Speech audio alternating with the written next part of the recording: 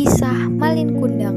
Dahulu kala di tanah Sumatera Barat, hiduplah seorang janda dengan anak laki-lakinya yang bernama Malin dengan kondisi yang miskin. Keseharian janda itu hanya mampu mencari ikan di tepi pantai untuk menghidupi diri sendiri dan anaknya. Hingga suatu saat Malin sudah bertumbuh menjadi dewasa. Malin merupakan anak yang cerdas sehingga ia memiliki pemikiran untuk merubah nasibnya. Ia meminta izin kepada ibunya untuk pergi merantau ke kota. Ia juga bertekad untuk merubah nasibnya di perantauan. Ibunya hanya mampu merestui keinginan Malin yang ingin merantau. Meskipun dengan berat hati, tetapi ibu Malin percaya bahwa anaknya bisa merubah nasib hidupnya. Esok hari pun Malin bersiap-siaplah untuk pergi ke pantai menunggu kapal dari kota yang sering berlabuh di dekat pantainya.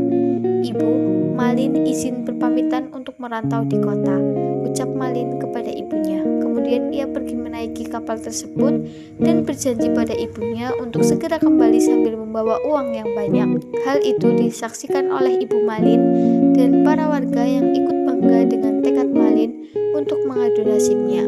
Setelah itu, kapal pun mulai berlayar menjauhi desa Malin. Beberapa tahun kemudian, Malin tidak pernah mengirim surat kepada ibunya.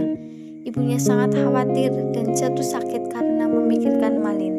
Meskipun telah sakit-sakitan, ibu Malin masih tetap mencari ikan di tepi pantai untuk memenuhi kebutuhan hidupnya dan menunggu Malin untuk pulang. Pada suatu hari, kapal besar berlabuh di tepi pantai. Kapal tersebut milik saudagar kaya raya yang ingin membeli berbagai jenis hasil laut. Ibu Malin yang melihat itu langsung berlari menuju ke kapalnya dan menyambut saudagar kaya raya itu turun dari kapal. Ibu Malin melihat Malin dengan menggandeng sosok wanita cantik di sampingnya. "Anakku, kau apa kabar?" Ibu Malin langsung memeluk anaknya dengan air mata kebahagiaan. Malin yang terkejut dengan hal itu langsung mendorong ibunya hingga jatuh ke pasir. "Kenapa kau mendorongku, anakku? Aku ibumu. Apakah kau lupa anakku?" Ibu Malin melontarkan ucapannya sambil diiringi tangis kesedihan.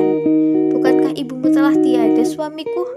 Lalu siapa ibu tua itu?" tanya istri Malin yang keheranan. "Dia bukan ibuku. Ibuku telah tiada sejak aku kecil," ucap Malin dengan congkak di depan ibunya dan para warga yang menyambutnya sedari tadi. Mendengar perkataan yang keluar dari mulut Malin, ibu Malin pun merasa sangat sedih dan kecewa pada anaknya itu. Kemudian Malin pun memutuskan untuk pergi meninggalkan tempat tersebut sambil meninggalkan ibunya yang tersungkur sambil menangis karena perkataannya.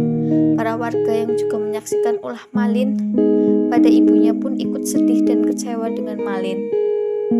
Sembari menatap kapal Malin berlayar kembali menjauhi dirinya, ibu Malin pun berdoa kepada Tuhan.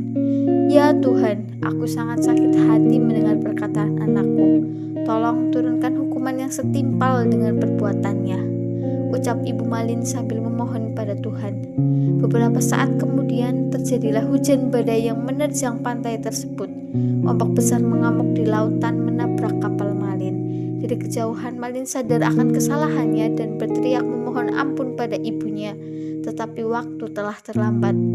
Kapal Malin hancur seketika dan Malin pun juga berubah menjadi batu dengan keadaan duduk bersimpuh memohon ampun. Ibu Malin hanya melihatnya tak berdaya, sedangkan para warga merasa iba tetapi juga puas karena tingkah durhaka Malin langsung menerima hukuman yang pantas.